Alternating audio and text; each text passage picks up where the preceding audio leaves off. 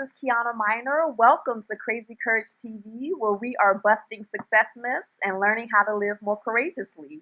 Today we have with us Ross. I'm so excited about this conversation. Welcome, Ross. Thank you. Thank you. So great to be on Crazy Courage TV today. Thank you. Ross is an artist, he's a photographer, and he's an author. He just came out with a new book. So, we're going to be talking to Ross about how he went from being an engineer to taking that leap of faith and becoming an artist. So, if we could start out by just you telling us a little bit about how you went from an engineer to a photographer and a little bit about the courageous steps you took along the way. Okay. All right. Well, I can start and tell you that in my life, I really never wanted to be an engineer.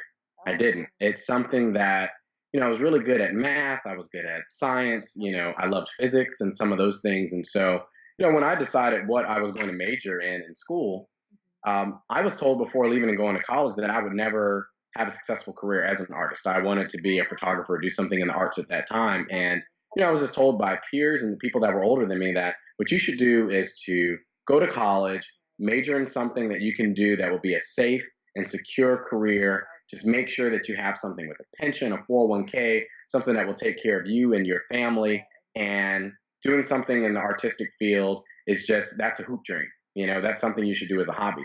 And actually, in the beginning, I didn't have this crazy courage. I decided that that's what I would do. I would go to college, went to Morehouse and Georgia Tech, and I majored in engineering and physics. And I started my career as an engineer in Atlanta, Georgia. Well, while I was there, well, even when I was in school, I knew that I didn't want to be an engineer. I knew that at some point I would plot my move on how I would leave corporate America even before getting there, right? So here I was, an engineer, and I'm working and going through, for me, the monotony of doing different designs and sitting in design meetings. And I just felt like it wasn't really exercising my creative spirit, my creative side. And so I thought, what can I do to make this move happen? And so what I decided is I would start taking lateral moves through my company. And instead of moving up, sometimes I even had to move down. Okay. And so I went from engineering, and then I even took a job in HR. I took a job working in the real estate division because I had to show people at my company that, I was willing to move and to get where I wanted to go. And even for myself, I decided, I didn't have all of the small business skills and knowledge that I felt like I needed to run a small business. So I started reading books. I read The E Myth Revisited. I read a book called Good to Great. I went and got my Six Sigma black belt to learn about process improvement and development. And someone would say, what does this have to do with you becoming a photographer? Well, after I left HR and real estate in the company, I moved into small business development. And that's a role that I played as a consultant for 2.5 years before I left to become a photographer full time. I was doing photography at this time, but I knew that I needed some requisite information in order to be a successful business. And I was learning this from small businesses that I was already consulting with to see, why do small businesses fail? What makes them be successful? What are the pitfalls and those types of things? So after adding all this information and this knowledge and piecing it together, I said, now I know that I'm truly ready. I've saved over a year and a half of my salary, so although, I'm taking this big step, I'm also, thinking that I need to have something that will back me up just in case I need to come back or if this doesn't work. And so that plan took about 5 years almost for me to put together and to finally leave. In 2007 is when I left and went into photography full time, and I couldn't have been happier when I did leave. Okay. I love that story, and I love how you started to research business because you knew you were creative, you knew you had the artistic talent, but you also knew in order to make it and support yourself, you needed the business information.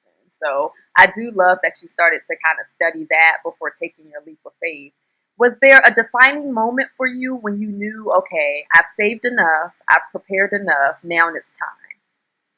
Yeah, I mean, there was a point, but I can still say that although I was like sitting in a room and I looked at this business plan that I put together, I had a business plan and also had a life plan. Okay. So they were like side by side, and like the things I wanted to achieve in business and what I wanted to achieve in my overall life. And I said, well, this is the time I'm at this point, but I can say the decision still wasn't easy. Although I know it was a defining moment that I wanted to take the jump. Like, I was also accepted to graduate school at the same time. I was very interested in urban planning. I like 2 weeks before I was going to give my 2 weeks notice, the company came to me and asked me and gave me a promotion and Wow. said, if you Wow. want to move and leave and move down to Florida, we'll give you this position. We're going to put you in the executive training program. And I had to really think really hard. I said, well, it's safe. I could go to graduate school and that'd be safe and get another degree and then practice my photography.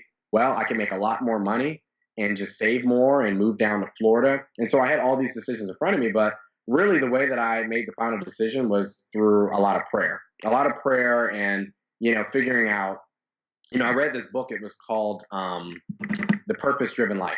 And Okay. once I read this book about the purpose driven life and what my purpose was, it's like everything just came very clear all of a sudden. And I knew, and I saw this path for myself, and no one could sway me. I let go of a lot of negative people that were naysayers, just literally just let them go.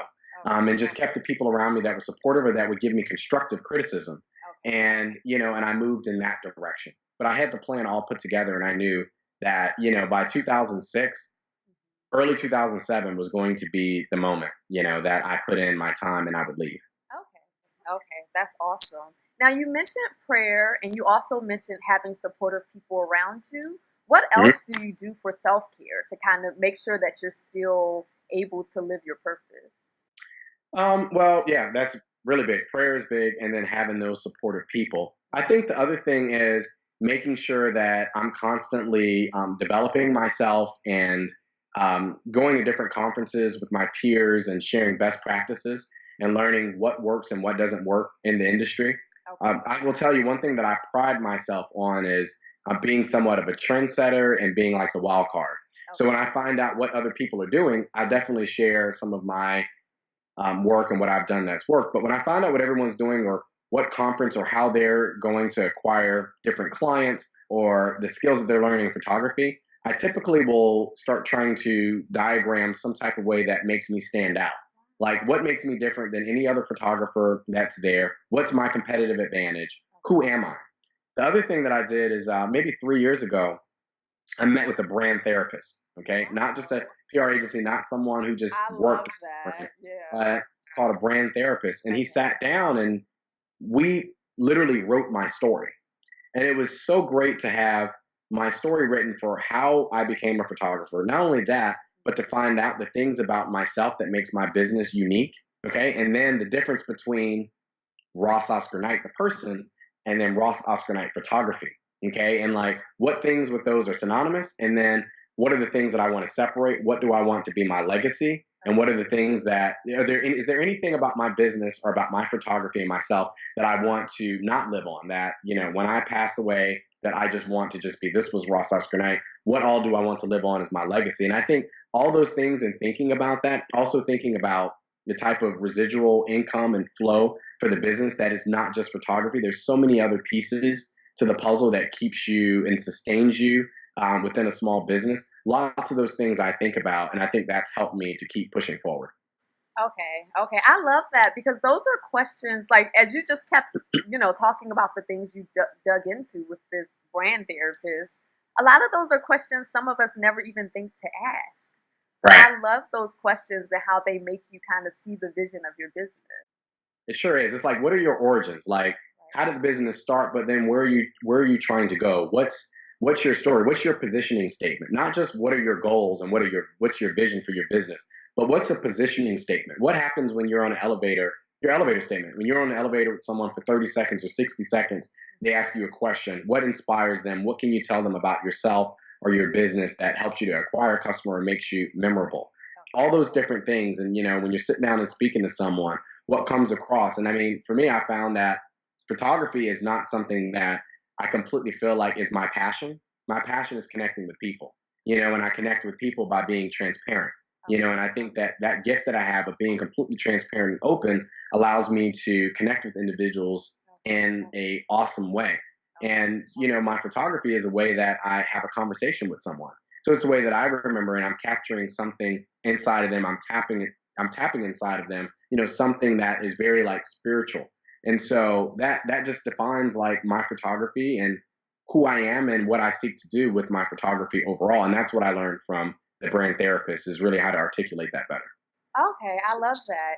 Now you talked about like you're an artist, but really what you're doing is connecting to people. Have you Hmm. always known that as a photographer, or is that something you came to discover about yourself?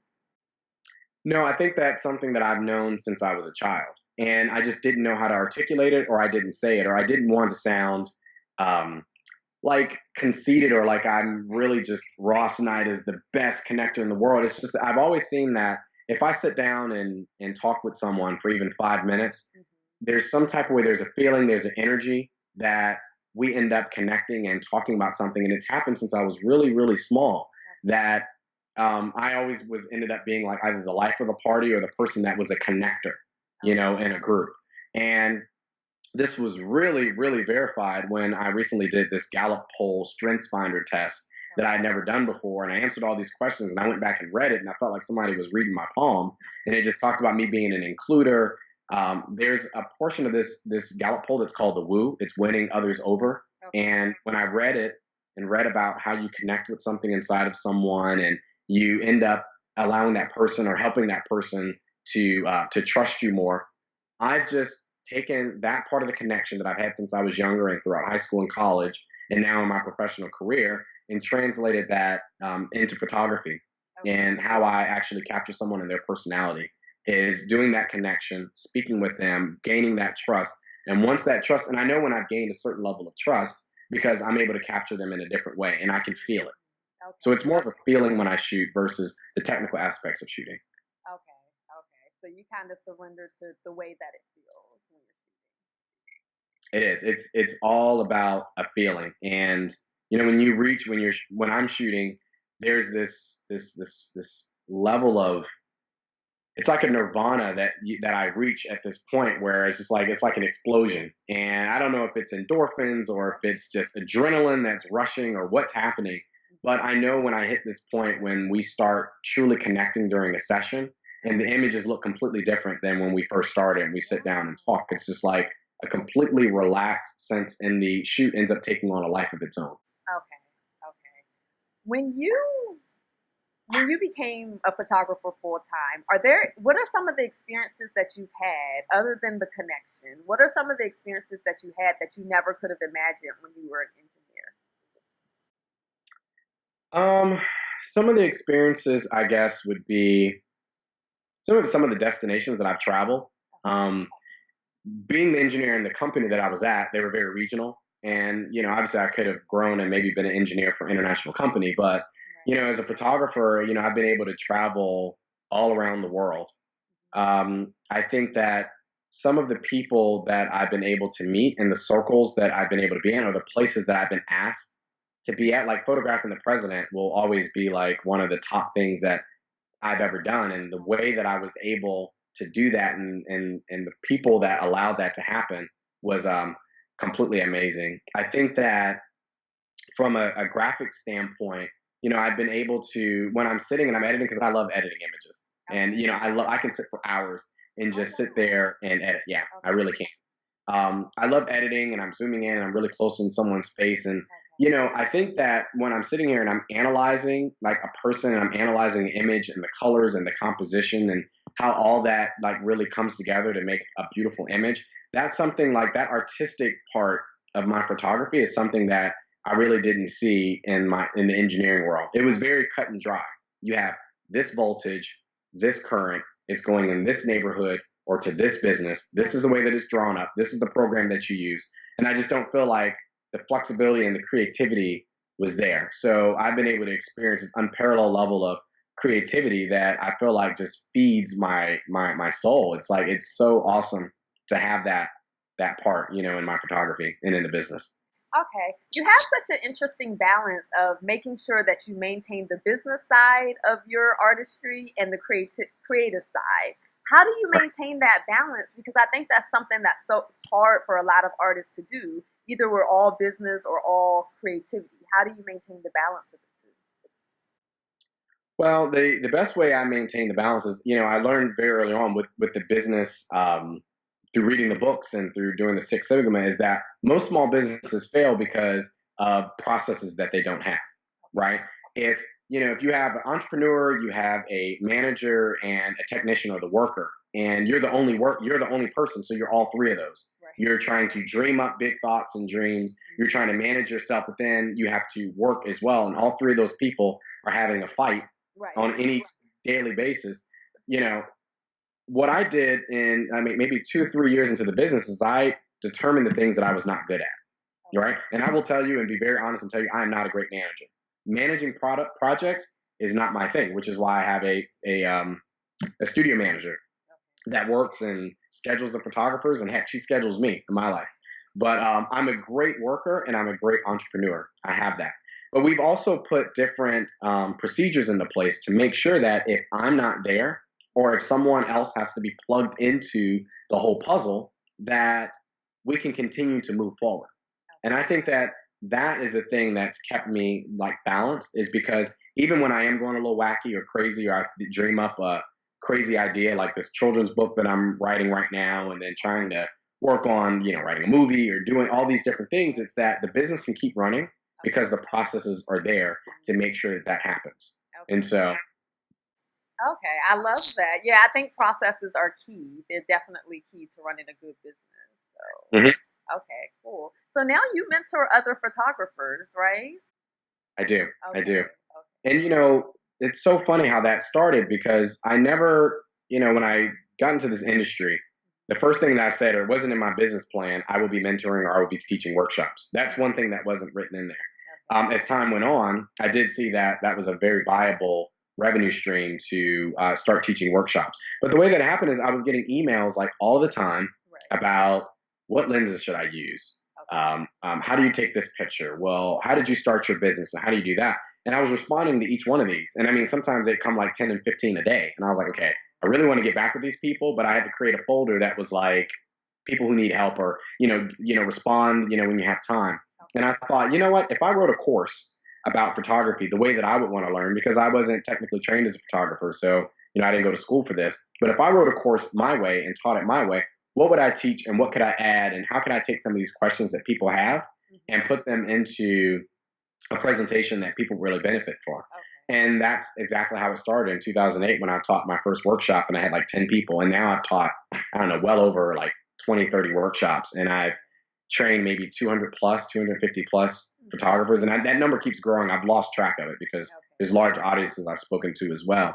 And it's very cool. It's a way to give back too. I love seeing other photographers grow and to see the drive that they have as far as jumping into this industry. I mean, it's saturated with photographers, but thinking about how they can grow and add to their skills, and so I have several photographers that I'm mentoring on an ongoing basis, and then I also teach my workshops every year, and then I do one-on-one private workshops. Okay, that's awesome. I think that's an awesome thing to add to your business because, like you said, it's a great way to give back. And I know over the years, whenever someone has, I people ask me a lot how to start your own business and kind of take that leap of faith if they're in the corporate world. And I have sent a lot of photographers to your website because your business model, like in addition to your creativity, your business model is so solid. So that's awesome.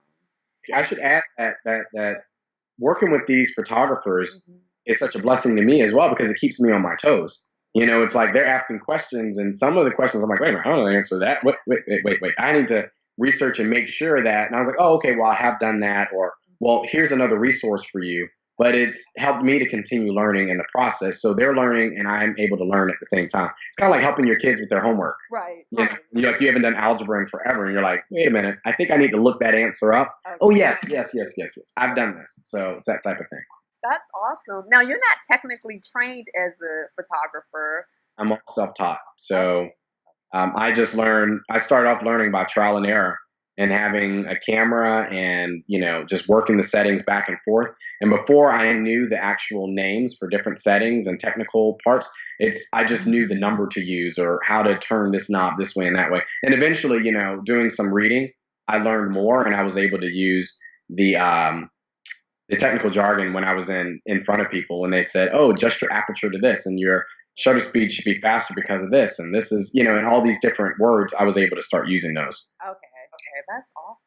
Now, when you first took the leap and started your own business, you weren't married, right? It was not. Right. Okay. So now that you have a family, has that added to the pressure you feel to, kind of make your business become what you want it to be? I don't really see it as it being pressure. I think if anything that they've helped me to hone in and to really pinpoint the things that I'm doing. I will say that I'm more risk adverse now because I would like try anything. I'm like, oh yeah, I can just jump and do this and I can make this investment. I'll buy this equipment and make that money up like at some point during the summer. And I think now it does make me plan more, to think about our family goals and then the business goals and those types of things. But it's also added a different level of love and creativity because like having my daughter, for instance, seeing her grow. And when I shoot, I tell people in my workshops that the way that I shoot is I say through the eyes of a child. I like to get low. I like to get down to the ground. I like to get lower and make the world like this huge place again. Because I think as adults, like we've seen so much around the world and we've traveled, or even when we walk into a house, it's like we've seen it before. But for me, I walk in and I want to see what's new about this place. And when I see my daughter walking around in amazement and looking around at the world, like everything she sees, like a bird or a cloud or a tree or the television, everything's new for her. And it's caused me to want to rediscover that creativity in myself. And so loving photography in a different way, in the way that I capture the world. And then having my wife there as a support system, it's a wonderful support to have somebody there that understands what I'm going through and that sees with the business. And my wife worked with me in the business for a while after after we got married. She did become one of my second photographers. How old is your daughter? She's 2. Oh, wow. My daughter's 2 too. She actually turns 3 this month. So I know exactly what you mean when you just have to kind of stop and see that they're seeing this amazing thing, all these amazing things in the world, and we've just kind of started to take them for granted. But it does kind of refresh your eyes to seeing just how beautiful some of the simple things are. So it's it, like the thread on a pillow. Like she's like amazed at the thread of a pillow. And I'm thinking to myself, you know what? If I'm at some session, what if I focus on that? What if I focus on the thread that's on the pillow and the detail that's that minute, but like, what does that mean overall in the color? And how is that meaningful maybe to the couple that I'm photographing? Okay. That they picked out these pillows and I'm focusing on something there as opposed to just them. Maybe they're in the background and, they're secondary as far as the subject matter in that particular photograph. So it's just all something that's really different and new. But I love, having my daughter, and I think that it's not only grown my business sense of creativity, but I've developed so much as a man and matured so much more. So that is definitely something that helps out. Okay. We talked about having family goals. So I've noticed during this conversation you've mentioned that you have life goals and you have business goals and you have family goals. Could you talk a little bit about why that's important for you to sort of accomplish your life vision? Why do you have goals for so many different aspects of your life? Well, I have goals because I feel like if you're not really trying to reach something or you're not holding yourself accountable, then you're just out there floating. Like, where are you going? How do you measure success? And for me, measuring success is important because it's something that drives me. I need to see, as part of my strength finders, is like I'm an achiever. So if that's something that motivates me and I can see milestones that I'm achieving, then it's going to continue to propel me forward. And so like for the family, I know like one of my greatest family goals is that we'll have more time together. I travel so much and there's so many things that I'm doing and I want more time with them where I'm not doing business, where I'm not thinking about anything except for us all like rocking together in a hammock and just enjoying one another or sitting on the back porch. And I want more of that. I want more of that free time. And for me, everything that I've done literally has been so that I can grow to a point to where I'm picking and choosing things that I'm doing so that family time becomes all the time. I'll leave family time because I need to figure out how to make business time because the business is running itself and doing those things. And that's part of the business goal is that the business is sustainable. It can run itself. There's enough different forms of revenue that are coming in and people that are involved that this is no longer just seen as just a small business. It's, a larger business that has so many moving parts that are self-sustainable, that can handle, themselves. And then I think like you don't want to lose yourself ever in any situation. You don't want to lose yourself in your family. You don't want to lose yourself in your business. So it's important for you to keep those personal goals, whether they're goals surrounding health, whether it's goals surrounding, education or things that you want to learn. Like right now, I'm not too big to say that I only know German. I know English and I know a little bit of German, and it's what I learned in school. And I want to learn Spanish and I want to learn French. And so since my daughter's learning Spanish right now, then I decided that that's one of the things that I'm going to do. A personal goal of mine is to learn conversational Spanish. And so when I'm traveling, I can also speak to people in Spanish. When I have clients, I can speak to them in Spanish. And eventually that will be French, and then I'll add to that. Okay, that's awesome. Your daughter's learning Spanish right now. How is she learning Spanish? She's at a Montessori school, and so they have bilingual teachers. Okay. And so she can come home and say some words. I'm like, what Right. did she just say? I know Spanish, so she's like, she's telling you she wants this or that. You know, she might say water one time, and then she goes agua, and I'm like, agua. Oh yeah, water, or baño. Oh, you want to go to the bathroom? That's So awesome. you know, it's like great that they're developing her in that way, and it's another thing that she's inspired me to do is to learn another language. My daughter's the same way. She's in a class, it's like a play group where she's learning Mandarin. And so she's come home and, she'll say ni hao or, shui, which is water. And I've had to start learning it too so that I can keep up. But I love the way that they inspire us to sort of expand and stretch beyond what we may have done before. So Yeah. as our time is kind of ticking away, so I wanted to hear sort of what do you have on your plate right now? What is new for your business? What are you working on?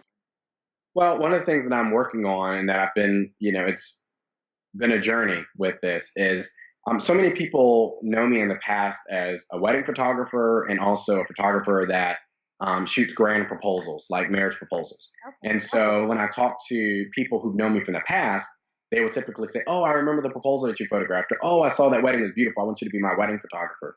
The great thing that's transitioned is that new people that are meeting me and that are becoming familiar with my work not only see the wedding work, but they're saying, "Wow, the way that you capture culture and life and everyday life and lifestyle, like I love that." And I love hearing them say that because I don't want to be known as just a wedding photographer. I definitely want to be known as all the other things that I'm working on. The book that I'm working on is about men at weddings, but it's about men's emotions and tapping into that. And so I've been doing, interviews and book signings with that. I have some other international projects that I'm working on to do another book. Hasn't been announced yet, but there is going to be a very large international excursion that I do, and the book will probably be ready in 2017. So it's going to be a 2-year project that I'm working on with that. We're continuing to expand our workshops, not only to be here in the US, but also internationally. So this year I did a workshop in Italy.